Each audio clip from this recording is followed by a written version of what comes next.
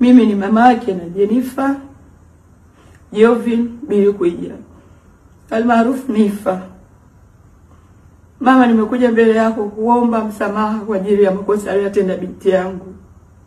Mfanyabiashara Jennifer Jovin Bilikuija maarufu kama Nifa na wenzake 21 wamesomewa mashtaka matatu ya uhaini katika mahakama ya hakimu mkazi Kisutu jijini Dar es Salaam. Nifa mwenye umri wa miaka 26 na wenzake hao wamesomewa mashtaka yao mbele ya hakimu mkazi mkuu Aaron Riamula na jopo la mawakili wa serikali wakiongozwa na Hemed Halfani. Katika shtaka la kwanza linawakabili watuhumiwa wote 22 akiwemo Nifa, ambapo wanadaiwa kati ya Oktoba 1 hadi Oktoba 29 mwaka 2025 katika maeneo mbalimbali ndani ya wilaya ya Ubungo, Dar es Salaam walipanga njama ya kutenda kosa la uhaini. Pili linalowakabili watuhumiwa 21 isipokuwa Nifa, ambapo wakidaiwa kuanzisha nia ya kuzuia uchaguzi mkuu wa mwaka 2025 kwa lengo la kutishia mamlaka, na wakatekeleza nia hiyo kwa kusababisha uharibifu wa mali za serikali. Kosa la tatu la uhaini ambalo linamkabili Nifa peke yake, akidaiwa katika tarehe tofauti kati ya Agosti 1 mpaka Oktoba 24, 2025 maeneo mbalimbali ya Dar es Salaam akiwa chini ya uti wa Jamhuri ya Muungano wa Tanzania, alianzisha nia ya kuvuruga ama kuzuia uchaguzi mkuu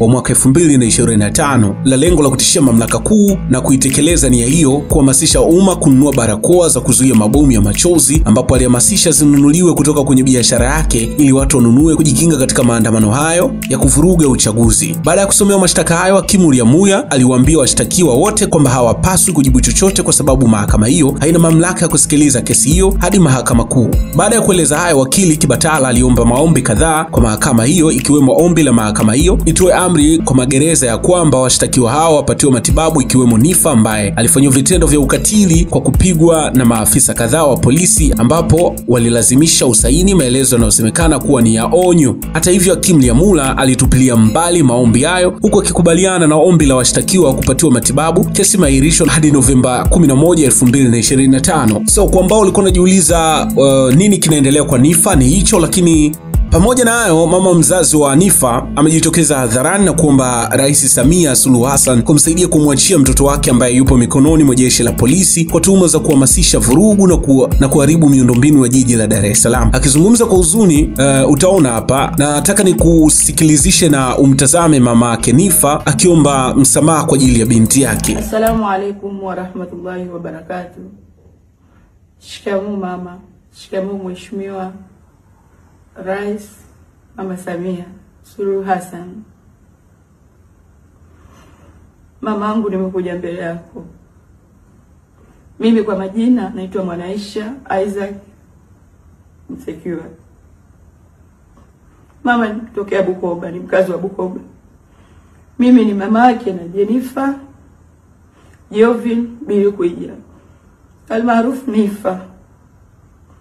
Mama, nimekuja mbele yako kuomba msamaha kwa ajili ya makosa aliyotenda binti yangu. Binafsi mwenyewe sikuyapenda mama, ndio maana nimekuja mbele yako kumuombea msamaha. Lakini pia najiombea na mimi na familia nzima. Nimeagizwa na familia nzima nije kukuomba mama. Mwanangu ni tegemezi katika familia yetu mama. Hatuna kumtegemea zaidi ya Nifa mamangu. Nifa ni mtoto mzuri tu, wengi mnamjua wa Tanzania. Naomba mniombe msamaha kwa binti yangu. Sijui imekuwaje, imetetereka na ripi mwanangu. Mwanangu anakupenda sana. Mwaka jana tu ameanzisha challenge ya Samia Suluhu Suti, na ikawa imekubalika sana. Hiyo yote ni kuonekana ni jinsi gani anakupenda na kukupa respect kama mheshimiwa rais wetu mamangu. So hiki kimekuwa kikubwa sana siku ya leo, na kwa ambao tulikuwa hatujui nini kinaendelea kwa Nifa, nimekuwa update vizuri kabisa. Ni habari tofauti ambazo unaendelea kuzipata hapa kupitia Mtitu Media. Kikubwa zaidi ambacho unatakiwa kukifanya ni kuhakikisha umekuwa mwanafamilia wetu kwa kucomment, kwa kulike, pia kwa kushare. Lakini leo mwanafamilia kamili, una nafasi ya kusubscribe page hii hapo palipoandikwa neno subscribe kwa maneno meupe au mekundu, kisha utakuwa mwanafamilia yetu na utakuwa unapata habari zetu kila wakati. Ciao.